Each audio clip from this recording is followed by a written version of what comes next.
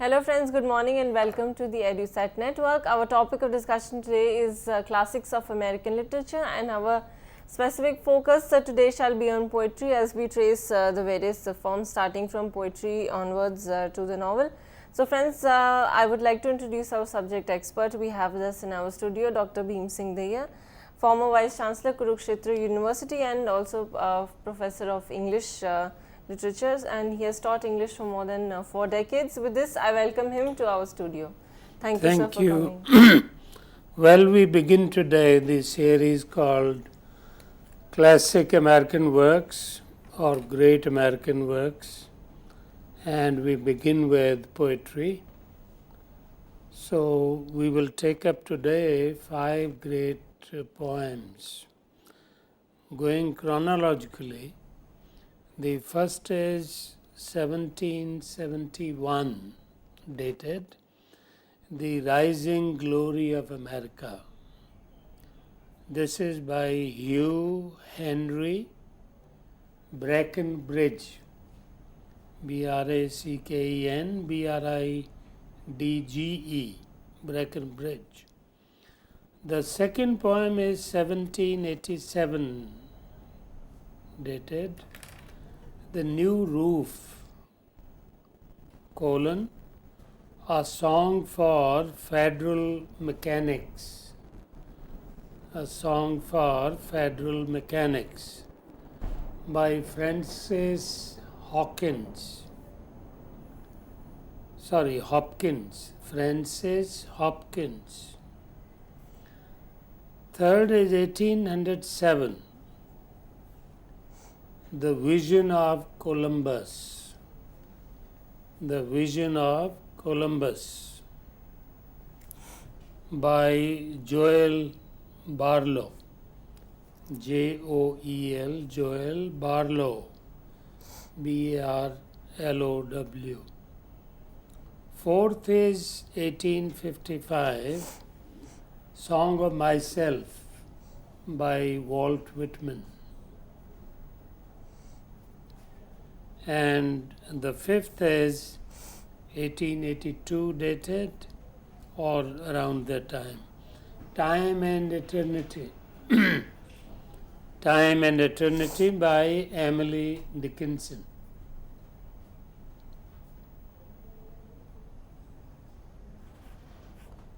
Now these 5 poems cover 2 centuries, 18th century and 19th century. The first poem is on the eve of American independence.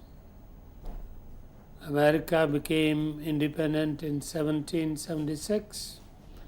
This poem is 1771 written, and that's why The Rising Glory of America. New nation and new hopes. Obviously, the poem is enthusiastic about the prospects of new America. So let's see how these poems are like. Well, the first one, The Rising Glory of America by Hugh Henry Breckinridge. He was one of the provincial poets of America. We call these early poets provincial because truly American poet comes after independence with Walt Whitman. Walt Whitman was the pioneer American poet. But the real one, the early ones, they are called provincial poets belonging to their particular regions and not having the vision of great America. This poem is a long one in the epic tradition and is written in blank verse.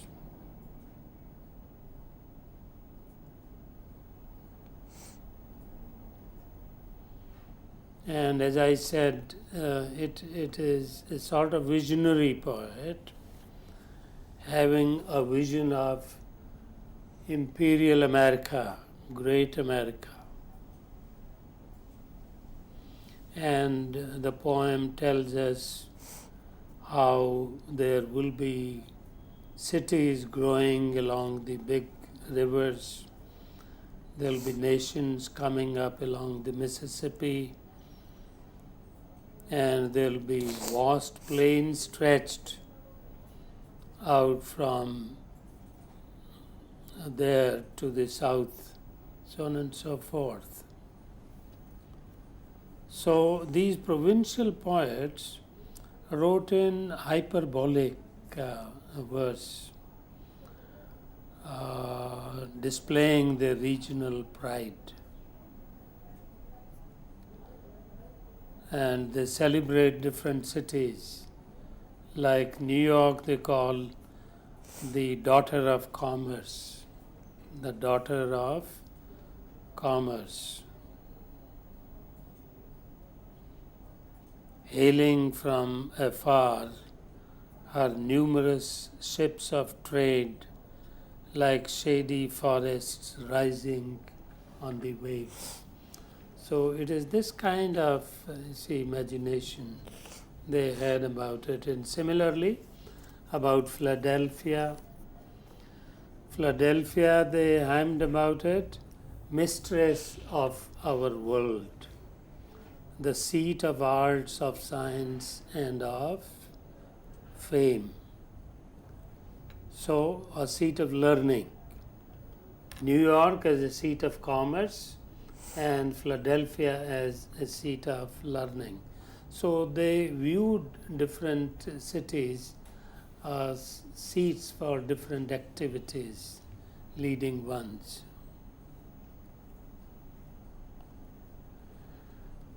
Well, these provincial poets were the contemporaries of the British Romantics. In fact, pre-Romantics, Collins, Gray, Cooper, these were the pre-Romantic British poets.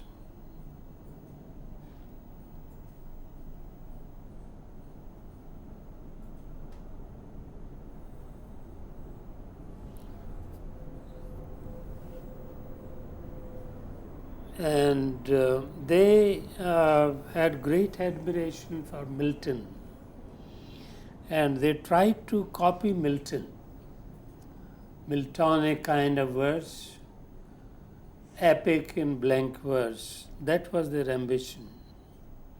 Not that they could fulfill that ambition. They are more known for their failures than for their success. Imitation, after all, is imitation, and they could not measure up to the reputation of Milton. But they did copy him. They tried to come up to that level. But at the same time, they were followers of the neoclassical tradition, the Augustan poetry. And their vocabulary in particular was like Dryden and Pope's, artificial, ornamental, and that kind, mingled with glimmerings of sentiment. That's why pre-Romantics.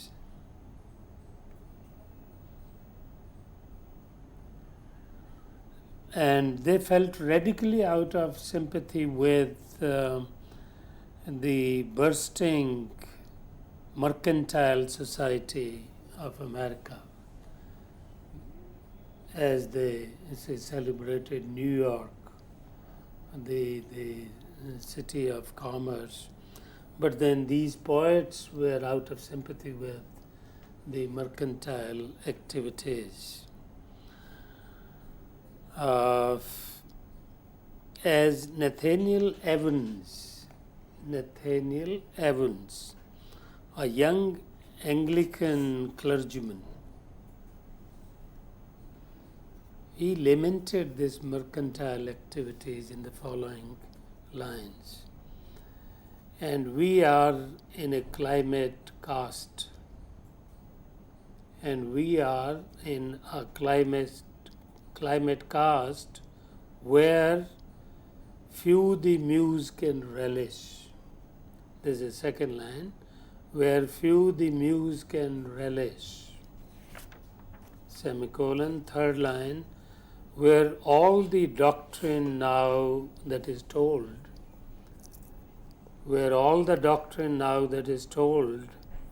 is that a shining heap of gold alone can man embellish. So the love of gold, craze for commerce, and this is being resented by these early provincial poets. Nathaniel Evans was one of them.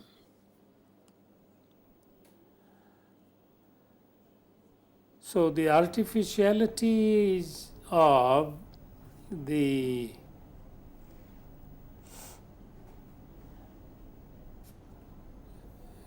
moribund pastoral tradition exercised a significant fascination over these Philadelphia poets. They looked back to Chaucer and sought inspiration from Milton, so they were caught up in between. But they stayed in the late 18th century tradition, combining the qualities of both Restoration style and the style of the pre-Romantics. The Restoration style and the style of the pre-Romantics. And as I said, the new classical impact could also be seen in their vocabulary, in particular, their words and phrases, as well as prosody and poetic form. There also, in prosody as well as poetic form, there was a clear influence of the Augustines.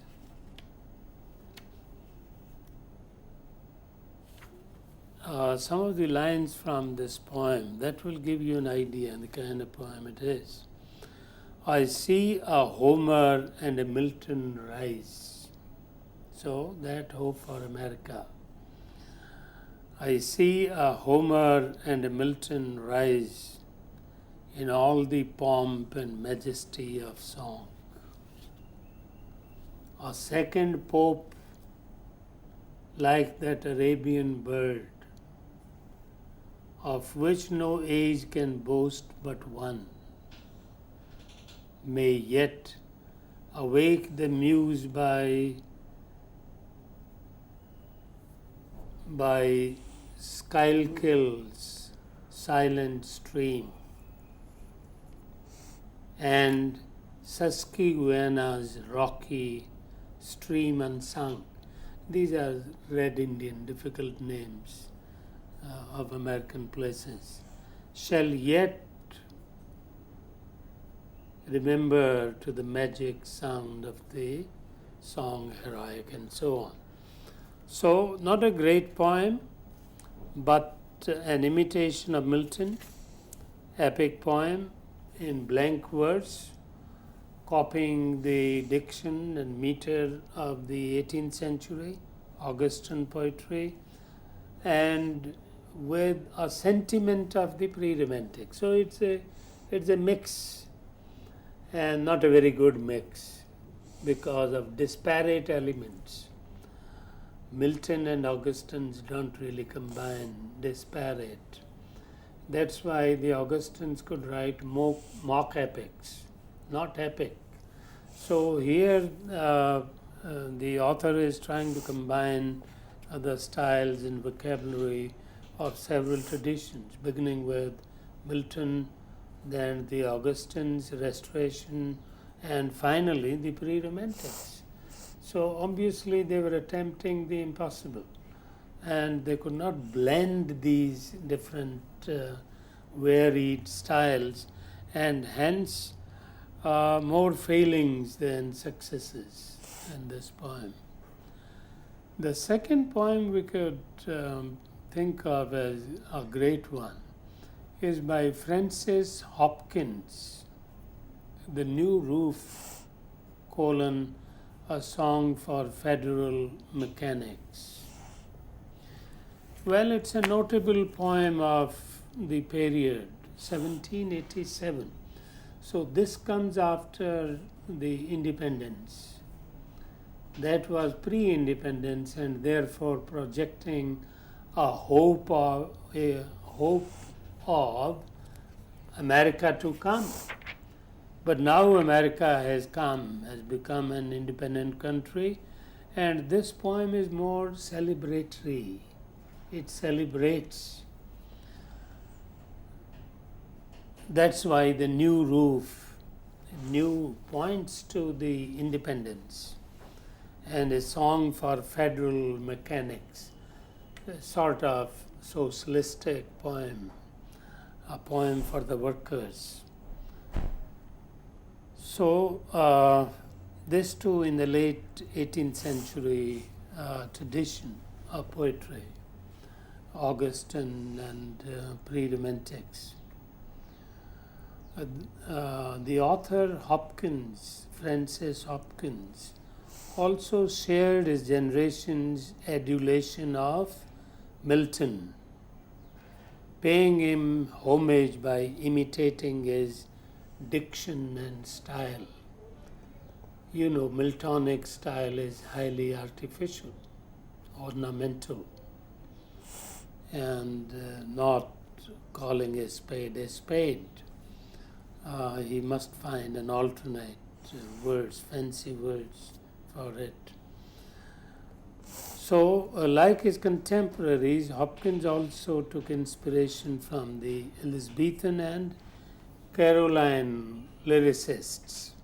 They tried to imitate that lyric form. Again, an odd combination. Milton cannot combine with the lyricists. Lyricists were writing small songs, ballads, sonnets, but Milton wrote an epic. So you combine it. You cannot combine a song and an epic, but they try to do. So combining a gift for pure literature and a readiness to devote his talents to the public weal, Hopkins carried into the literary life of the Republic the ideal which had flourished in the college town of the middle colonies. His famous poem, The New Roof, he celebrated the adoption of the federal constitution in the ballad form. So the poem is largely in the ballad form, and he's celebrating the constitution of the new states of America. So there is an enthusiasm, there is a celebration, and there is an adulation of the new nation born. So he employs elaborate metaphors in vigorous and homely images, like, "Come, muster, my lads, your mechanical tools. Come, muster, my lads, your mechanical tools, your saws and your axes, your hammers and your rules. Bring your mallets, M-A-L-L-E-T-S, mallets and planes, all the tools of the mechanics, your level and line carpenters, and plenty of pins of American pine. For our roof we will raise, and our song shall be, our government form, and our citizens free. So these are the twin themes of the poem. An independent nation and the free individual. So freedom of the individual and formation of the new nation. These are the twin themes, and this is sung in ballad form. Well, in 1788, the author dedicated the poem to George Washington. You know, he was the one of the freedom fighters and leaders of the new nation. He, in fact, dedicated to him a whole volume of songs, which he composed both in words and music. In these stanzas, with their Shakespearean echo and their romantic imagery, the lyric note which had been intermittent with the poets of the colonial Philadelphia family reached clear and sustained expression in him. Means what the Philadelphia poets, those provincial poets, were doing in the early phase of American poetry now becomes mature, sustained, and it comes out in its best form in this poem. I read out a few lines. The tempest howls dreary around. The tempest howls dreary around and rends the tall oak in its flight. And rends, R-E-N-D-S, rends the tall oak in its flight. Fast falls the cold snow to the ground. Fast falls the cold snow to the ground, and dark is the gloom of the night. And dark is the gloom of the night. Lone wanderer, the traveller, a shelter to find, whilst through the sharp hawthorn still blows the cold wind. So you can see the rural simplicity of the poem, even the vocabulary. Although they try to imitate the Augustan poets, but not really, because Augustan poetry is highly artificial, ornamental, and it has nothing to do with natural life and natural vocabulary. But here there is a mixture. They try to, but their natural genius being rather rural, they fall back upon the native tradition. As can be seen here, already the poets of the middle colonies were singing about the traits which were to become constant in the American character. Yeah, that is a permanent feature of American poetry, singing of America in one form or another. It may be an aspiration, it may be an adoration, it may be a celebration, but it is always in one form or another a celebration of America, which ultimately culminates in the poetry of Walt Whitman. But then the beginnings can be seen here, a strain of idealism, of stubborn faith in a higher law and a deeper reality behind appearances was combined paradoxically with a shrewd realism and insistence upon hard facts and utilitarian values. Now, this is another feature of American poetry right from beginning. and up to Walt Whitman. That is the Puritan streak.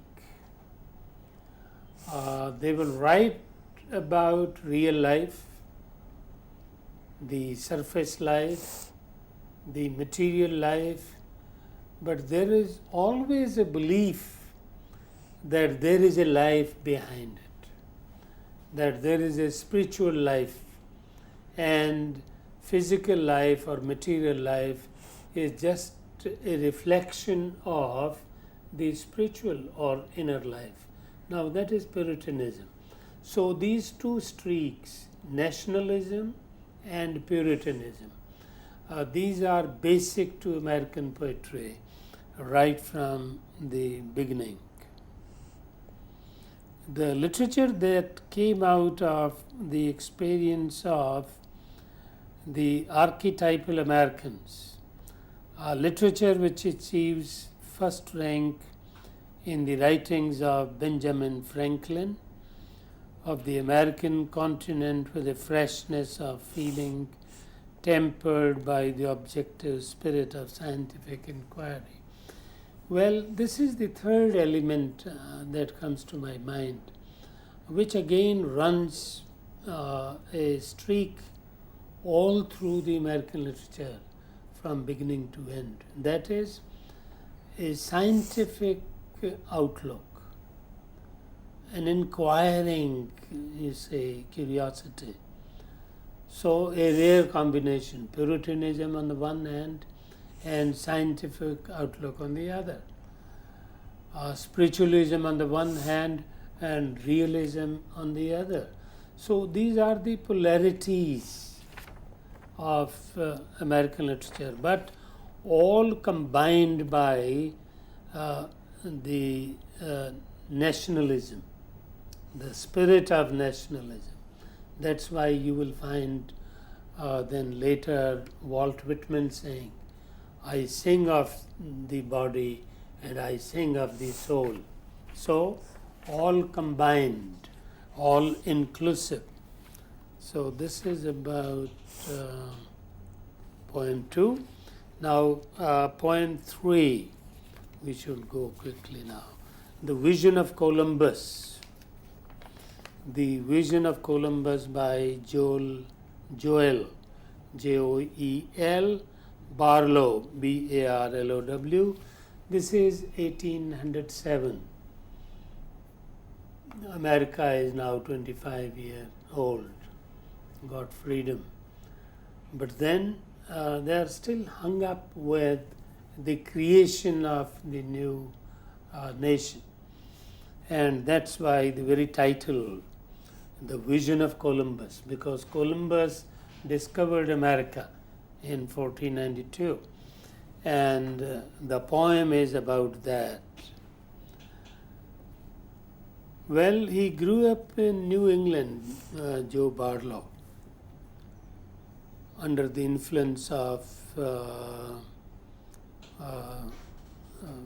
these writers like John Trumbull and Timothy DeWitt, D-W-I-G-H-T.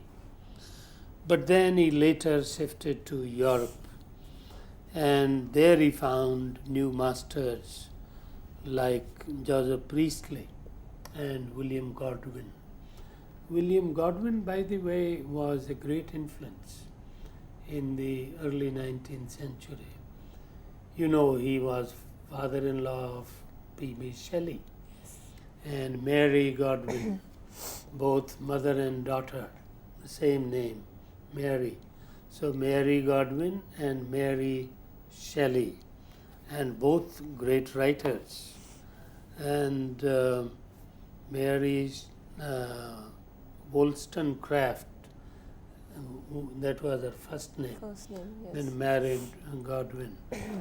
She was the first feminist also. Absolutely. She wrote for the rights of women. Yes. A great essay. Anyway, so that is John Barlow's poem, Influence of These People. And then quite early at Yale, he had started writing poetry. In fact, this poem comprises of 9 rhapsodic books, 9 books, so long epic poem, which tell of the past, but more particularly of the future of the brave new American nation.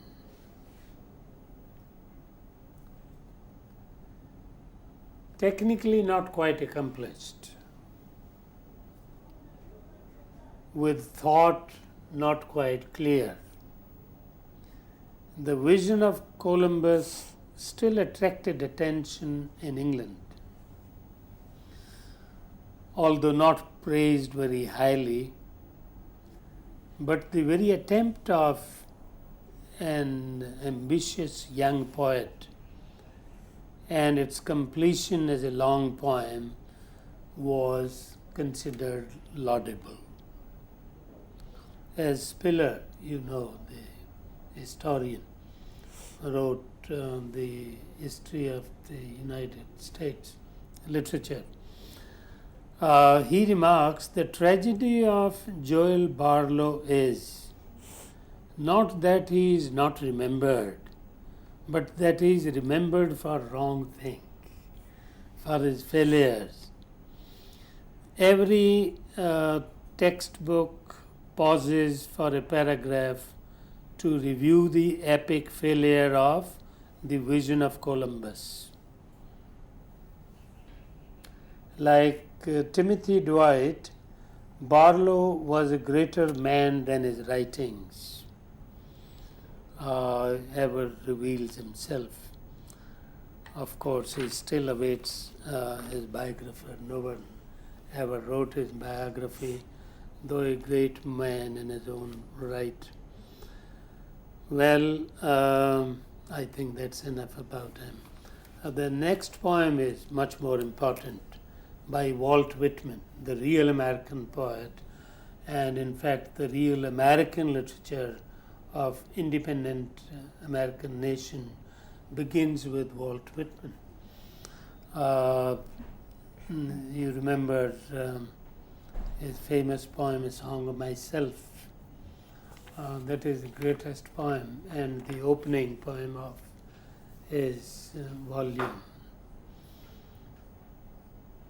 So Whitman is known for his idealism and also for his mysticism. Yeah, that reminds me, by the way, he was influenced by the Indian thought.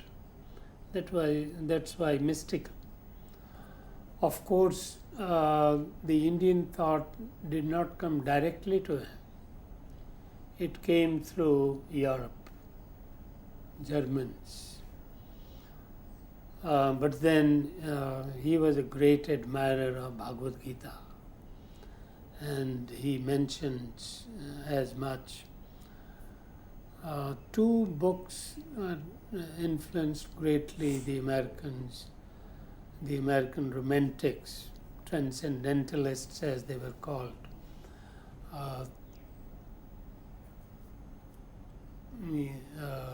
Bhagavad Gita and which else?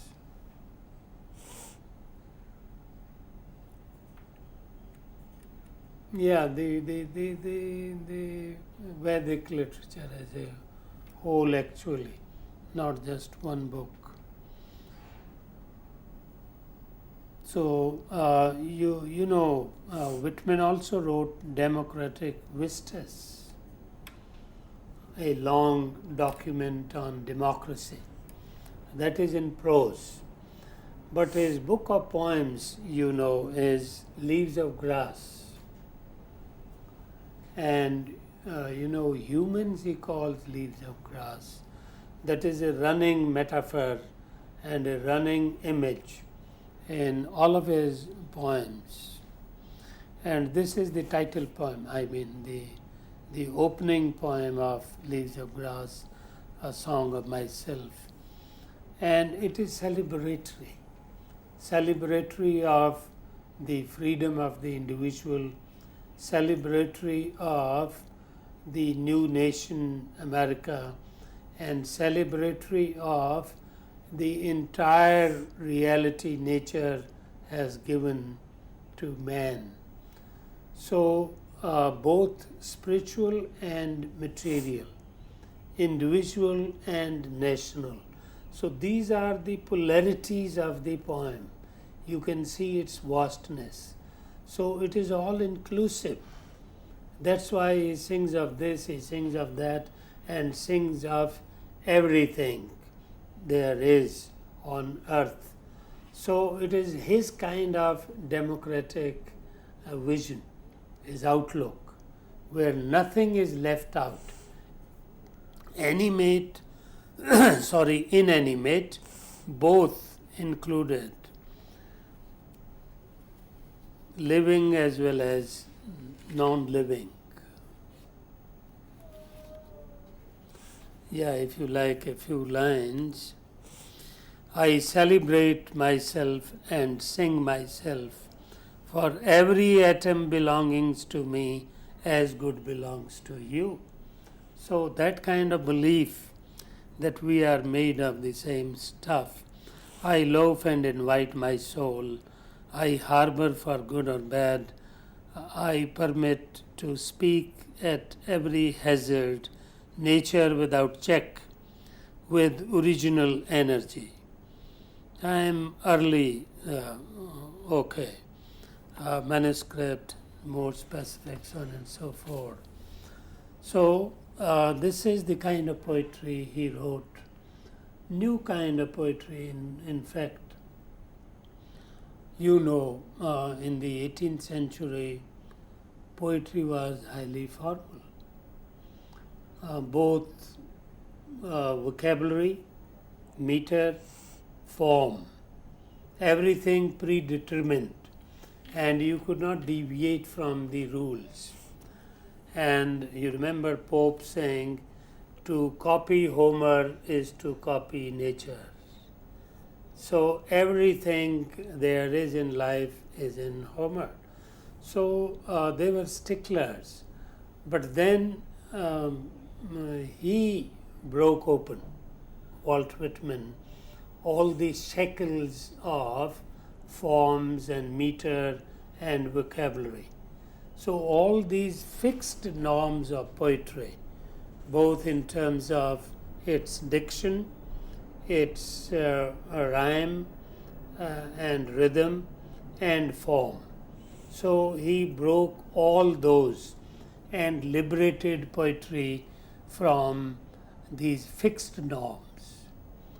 That's why it is not even blank verse, it is free verse. Because even in blank verse there has to be meter. So in free verse nothing has to be there. It is more rhapsodic sort of prose-like poetry. And he thought for the democratic nation and democratic man, there should be free poetry, because the older kind, governed by rules, he thought was orthodox. And orthodox means anti-democratic, monarchical. So that is why he is against it. I am your voice, it was tied in you. In me, it begins to talk. I celebrate myself to celebrate every man and woman alive. And I say that the soul is not greater than the body. And I say that the body is not greater than the soul. So, very simple. And it's a speaking poetry. For the first time, that distinction between the written word and the spoken word, the formal word and the informal word, that also is eliminated. It becomes one.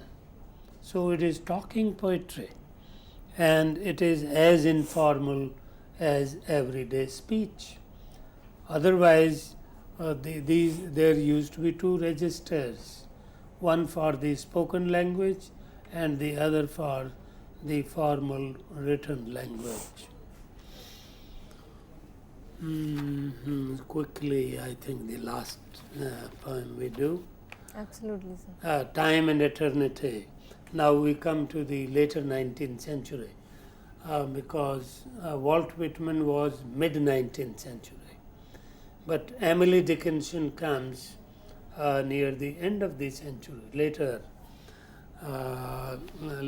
half of the 19th century.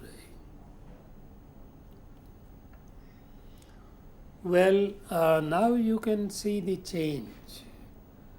Poetry with Emily Dickinson has become introverted. Whitman was talking to others, speaking poetry, outgoing. Here it becomes inward looking, more spiritual than material, and more introspective. So there is greater introspection, thinking within rather than thinking out. Outwards. He was all the time thinking out. She is thinking within. And it's a sort of soul-searching poetry. You can see the difference.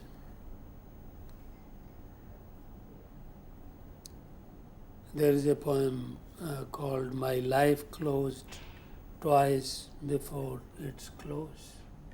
So you can see dying before actual death and dying more than once.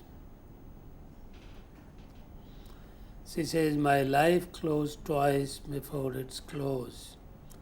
It yet remains to see if immortality unveil a third event to me. Twice she has already done it. Third time, waiting. Given in my marriage unto thee. She is addressing death. Given in marriage unto thee, O thou celestial host, bride of the Father and the Son, bride of the Holy Ghost. In Christianity, these are the three deities: Father, God, and Christ, Son of God, and the Holy Ghost. Yes. But she says all in one. One. And they are in the death figure. Well, she was highly introverted sort of poet, lived a lonely life and wrote in her diaries. She in fact never wanted to publish those poems. It was done after her death because she was writing for herself. So she is in a way scrutinizing her own spiritual journey, her own journey of life. How are things going inside her? So she was not very keen to live the outward, external, material life. She was happy with her inner life itself. So on and so forth. So she speaks from the heart. Her poetry is most personal, private, forthright. Note the following, for example. I never saw a moor, I never saw the sea. I never spoke with God, nor visited heaven.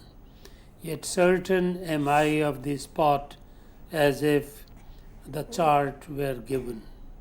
So, here is a vision, a dream, projected vividly. That's the kind of poetry she wrote. I think with this we close. Thank you so much, sir. And of course, you have finished well in time. And friends, so this was our lecture on classics of American literature, poetry. I believe there shall be another lecture on the same, and we shall be talking about drama and novel as part of the same topic. So friends, with this we take your leave. Without, of course, we must thank sir before we do that. Thank you so much, sir, for being associated with us, and we hope to see you soon as part of our series. So friends, thank you for watching and have a great day. Thank you.